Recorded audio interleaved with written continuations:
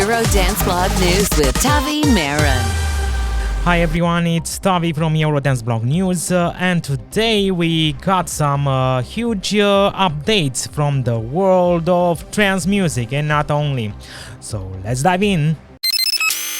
1, 2, 3, go! Ron van de Boek and the brain behind the Clokx project is back with an amazing track made in collaboration with Tom Pools and Ibiza, and it's called No Turning Back. You must listen. Eurodance Blog News. Above and Beyond released a video behind scenes of their amazing album Bigger Than All of Us. It's called Stepping In. The full video can be seen on YouTube channel Above and Beyond Official. Eurodance Blog News. Minelli released a new single called Over and Over. More details below. And the legend Kim Sanders, after she finished the tour with Thorsten Goods, Soul Deep, she stopped by 90 Super Show in Hanover to see her colleague Jackie Sangster from Culture Beat. The videos and photos can be seen on Jackie official page from Instagram. Eurodance Blog News. And Roberta Harrison, the healing queen of trance, released a cover after her success with ATB Hold You, but this time with Alan Morris. But more details and the collaboration and the stories behind of ATB and many others you can discover in this material gave by Roberta Harrison herself. Hi Tavi, I'm sorry it's taken so long for me to get back to you. It's been a bit wild here. No problem. How did your collaboration with ATB start, and what did you enjoy the most about creating music together? Our collaboration with Andre, with ATB, started, 25 years ago. I can't believe it. Maybe 24 years ago. I was actually pregnant with our second kid, who, he's now 24. So 24 years ago, I was pregnant, like quite pregnant, when I got a phone call from a fellow called Woody, who at the time was Andre's manager, asking if I could fly over to be on Top of the Pops, because Let You Go was kind of a surprise hit single.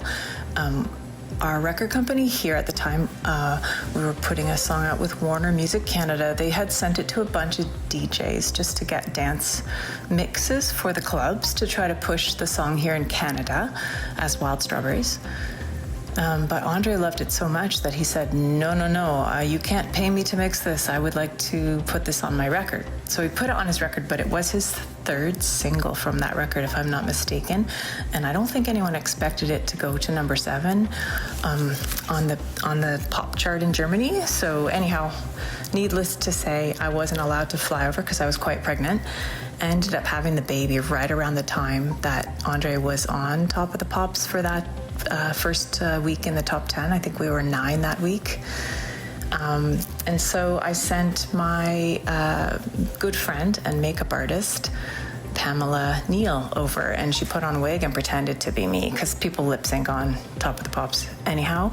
People don't sing live, although I got to go back a couple times with ATB, and I did get to perform live once at least.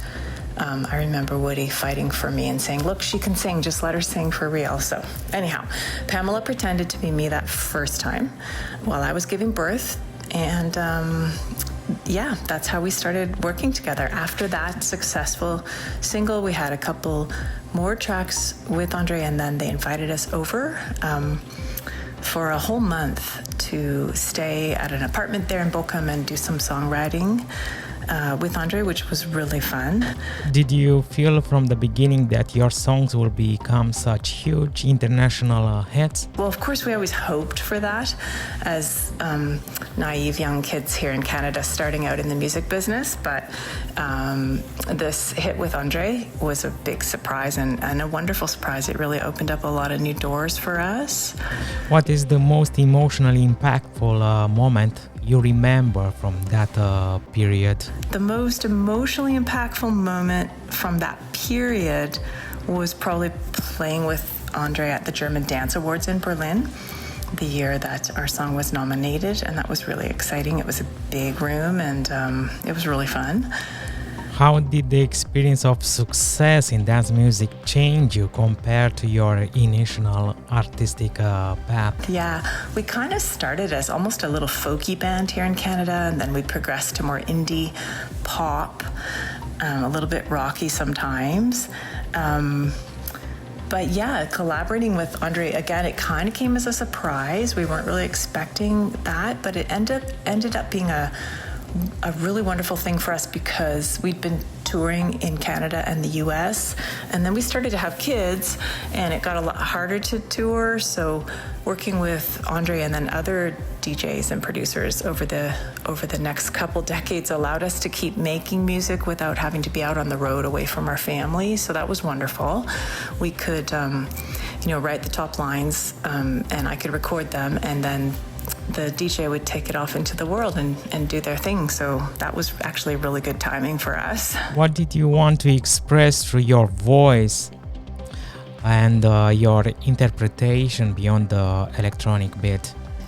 Yeah, I think the thing that the place we've come to over the years is that like a good song is a good song, whether you have electronic beats underneath or, acoustic guitar, or however, if you can pull that melody and lyric out and it's still impactful for you, then I think, that's for me kind of what I would love for people to still be able to in any form, whatever format the song is in, to be able to maybe take something from the lyric or from my delivery as a singer, and hopefully it's meaningful to them in some way. Did you ever feel that the DJ producer side overshadow the vocalist? And if so, how did you experience that? Yeah, I think that's been a thing, especially in the EDM scene. I think in the end, the whole is kind of greater than the sum of the parts. So I would never have had exposure to so many music fans and without our experience with Andre. I think he would probably say the same thing.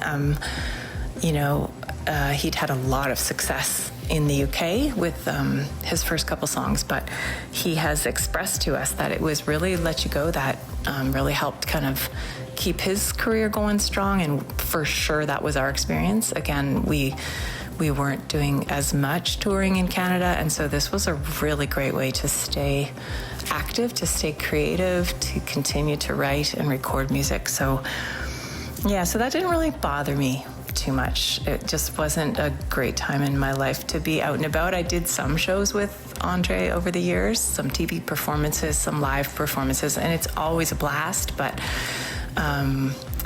yeah, we ended up having 4 kids because we had twins at the end there, and so it's been a very busy household. Everyone's grown up now and wonderful young people off doing their own thing. But I'm really glad that I was able to be here with them, and I think being a part of the EDM scene has helped in that regard, because I haven't had to be away from the kids a lot. What musical project inspire you right now? I wasn't sure if this one was kind of more what I'm listening to or what we're working on.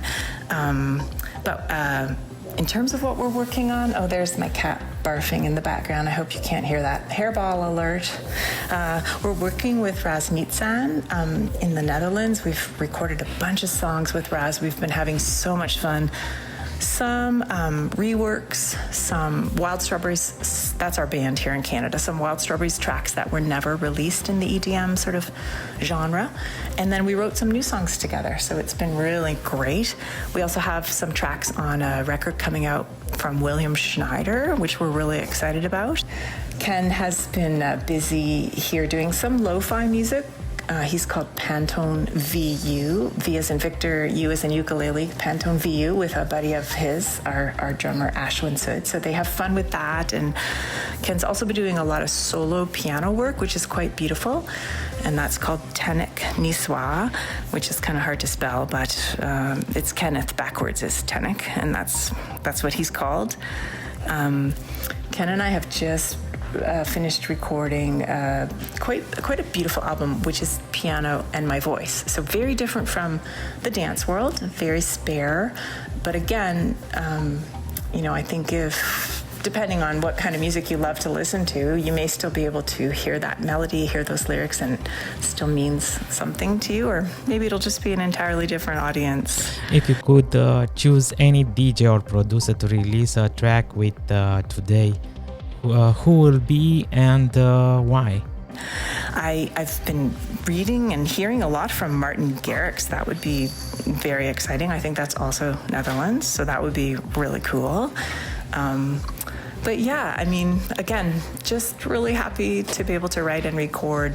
So whether it's someone who, gets a lot of streams or someone who doesn't get as many, we're kind of up for it. We often, collaborate with people that are kind of up and coming. And I think, as long as people are fun to work with, we're there for it. And my last question, how do you see the evolution of trance dance music from the early 2000s until now? Yeah, I don't know. My favorite, probably goes without saying. My favorite's vocal trance. I just love hearing the vocals and the lyrics and those melody lines. So I might not be the right person to ask. I don't know too much about all the other styles. But I was happily, exposed to vocal trance through Andre, through ATB, and our work with him. And it's been, it's been amazing to kind of diversify the kind of music we can present to the world. Eurodance Blog News. This is what we are. That's all from now from Eurodance World. I'm Tavi and you've been watching Eurodance Blog News. If you love these updates, don't forget to follow Eurodance Blog on Instagram and subscribe on YouTube for more exclusive stories, interviews and music news. Until next time, keep the dance spirit alive. Bye bye. Follow us on Facebook, Twitter and Instagram. Eurodance Blog News.